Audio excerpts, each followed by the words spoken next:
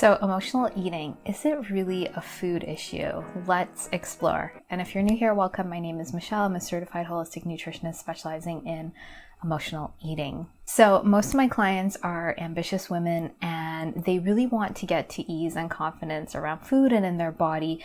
And the obvious way, the way that we've been told to do that is to start controlling food. They think if they can fix their control issue with food, that they can finally get to that. But of course, controlling food doesn't fix the issue. And I know we've been sold so many things that tell us this is going to be the solution to our emotional eating, like the restrictive diets or the latest diet like the keto, paleo. If we don't have carbs, if we do have carbs, if we intermittent fast, using prescriptions, maybe Ozempic, thinking there's something wrong with your body that you need to medicate, going and having surgeries. I've had clients have gastric bypass surgeries and other surgeries. And while all of these things aim to control your relationship to food, control the amount of food that you can eat, it's not hitting the root of the problem. Because when you can't physically eat more and you're still thinking about food, there's more going on. We haven't hit the root of this pattern or this issue. Even if you go to talk therapy, they're not hitting the root of your emotional eating where you need to shift it. What is emotional eating? We need to understand what emotional eating is in order to actually address the root of this problem. So emotional eating is a coping mechanism. It's something you would have developed when you're really young in order to help you soothe yourself, to numb out from the pain and discomfort you were feeling. So this is because your parents or caregivers weren't able to help you move through your discomfort, your uncomfortable emotions, or your distress. They weren't able to be that sort of regulated body next to you to help you navigate and move through it. And that's what children need. They cannot regulate themselves. They need co-regulation. They need parents there to help meet those needs. And if you didn't have that, you were left with this physical discomfort of these unprocessed emotions. And so food became a really easy outlet to go to. It creates a dopamine rush. It helps your body actually feel calm and soothed because it releases dopamine, creating a chemical reaction in our body that temporarily numbs the discomfort we're feeling. So when we use food in this way, so unprocessed emotions are essentially traumas. It's that we felt something and we couldn't resolve it. And so this can be on a spectrum from big T to small t, but essentially what happens over time when these uncomfortable emotions are triggered, when we're feeling these emotions, because food became our way to soothe ourselves, to numb and distract, it becomes this automatic pattern, this coping mechanism that we go to again and again. And this is because we weren't taught how to actually meet our true needs. So how are we triggered into these emotions? They can be happening, things around us, situations, people can trigger past memories, or we are experiencing life. We feel life, we experience life, and we feel them through our emotions. And when those emotions come up and we can't move through them, we go to our coping mechanisms. And the reason we're going to food to soothe and to numb out, this is our way of regulating our nervous system. This is the only way we knew how to get back to a state of calm. So the nervous system, when it's activated into these emotions, it sort of peaks, and then it's trying to get back to calm, to homeostasis, to a regulated state. And if we don't know how to do that through processing emotions, we're going to have coping mechanisms like food to get us as close to that baseline. It doesn't actually resolve the emotions, but it makes us feel a bit calmer in our body. And so our brain says, this is the closest thing I'm going to get to a calm nervous system. This is the way I can do it. And it makes you automatically go to food. And usually they're processed foods that give you more of a quicker rush, a higher dopamine spike, so that you can feel that relief. So how do we start actually resolving our emotional eating and addressing this pattern? So it's not really about controlling food. It's about meeting our true needs. And the way I do this with clients is through a step-by-step process. We first of all need to be aware of our emotional eating pattern. We need to see when we are triggered into it. And we need to be able to discern true hunger from emotional hunger. And this can be a little bit multi-layered, because if we are not truly nourishing our body and we have a lot of diet rules or restrictive rules around food, we might trigger ourselves into binging when we're actually hungry. And so we need to start moving away from these diet rules so that we can clearly see our emotional eating and when we're truly hungry. And this is going to be the doorway, the gateway into seeing this pattern. And so this is something I guide clients through so that they know that they're nourishing themselves. Sometimes you need a second set of eyes because you've been so inundated and so in this diet mentality because you felt so out of control with food that you're trying so many that you have all of these rules that you may not be aware of. Then we are looking at your triggers. Once we're able to discern that, we're looking at your different triggers. Sometimes they can be around your body. So sometimes these triggers, when you're going to food, when you really shouldn't be, can be around your body and not honoring your body's needs. So you are not getting enough rest. You're not moving your body. You have a lot of shame or negative self-talk about your body. These can all be triggers into your emotional eating.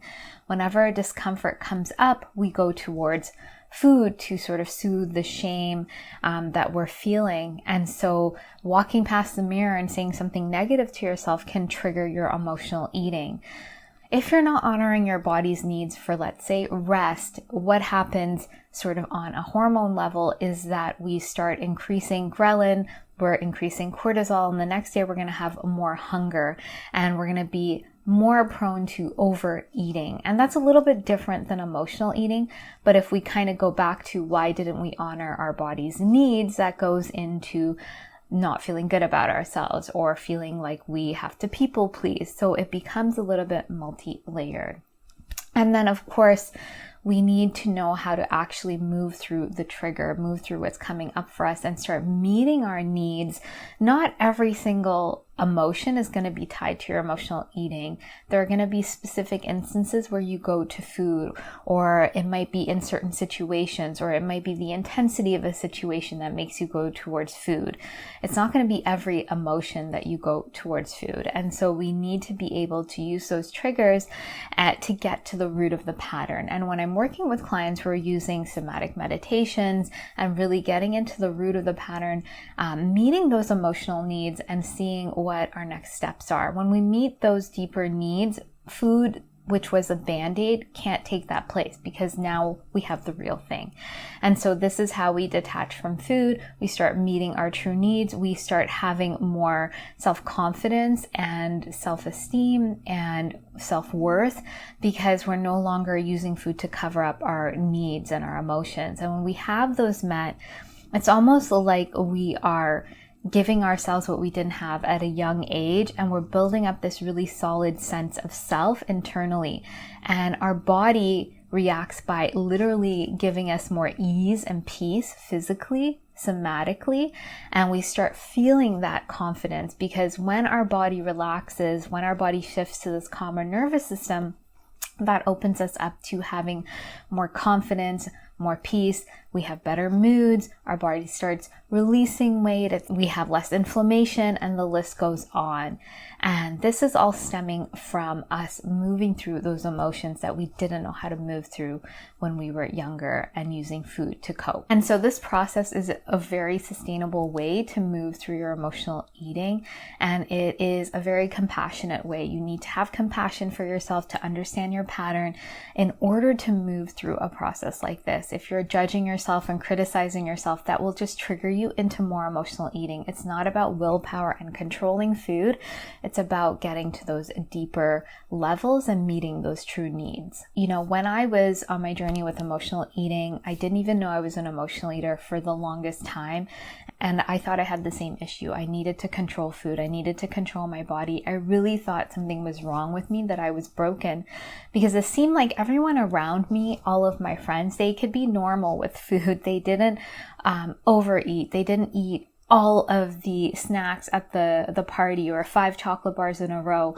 They were able to be normal, and I really desired that. And I just kept seeing women who had this normal relationship to food around me, and I was like, okay, the diets don't work for me. I'm going to therapy. I have a personal trainer. I'm trying all these things, and I'm still not getting to the root. And it wasn't until I realized what was really going on, that it was so much deeper than food, that my emotional eating started to shift. And I started to have a lot more compassion for myself because I started to understand what was really going on. I wasn't able to restrict and punish myself because that hadn't worked. And I had reached this really sort of rock bottom place where I had to decide, was I going to move forward with compassion or keep trying to fit myself into a box? And I'm really glad I chose the alternative way, because that got me, to my goal, which didn't even really become my goal. I dropped any goals I had and just started to honor my body and meet my deeper needs. And this pattern resolved and my body started to shift. It started to feel more ease. I had better digestion. I had more confidence. My body eventually released weight. But it wasn't about that. I had a deeper sense of self-worth, of acceptance, of compassion. And that's really what I was craving under the surface. So if you want to get started on resolving your emotional eating, one of the first steps that I give to my clients is learning to discern true from emotional hunger and starting to catch their triggers. And so I have a free guide for you that you can download called What Are You Truly Hungry For? I'll put the link below. This is your first step to tapping into this pattern. And if you do want more support and guidance, I'd also like to invite you to find out more about the Emotional Eating Evolution Program. This is my 12-week container with the step-by-step process, the support with weekly office hours, with one-to-one sessions to really get into the root of your emotional eating pattern and shift it so that you can feel that ease and confidence around food and in your body in a sustainable way. So I'll put the links for that below. I just want to say, if you have any questions about what I've shared today, please let me know. Please be sure to like and subscribe, and I look forward to sharing more with you, and I hope you have a great day.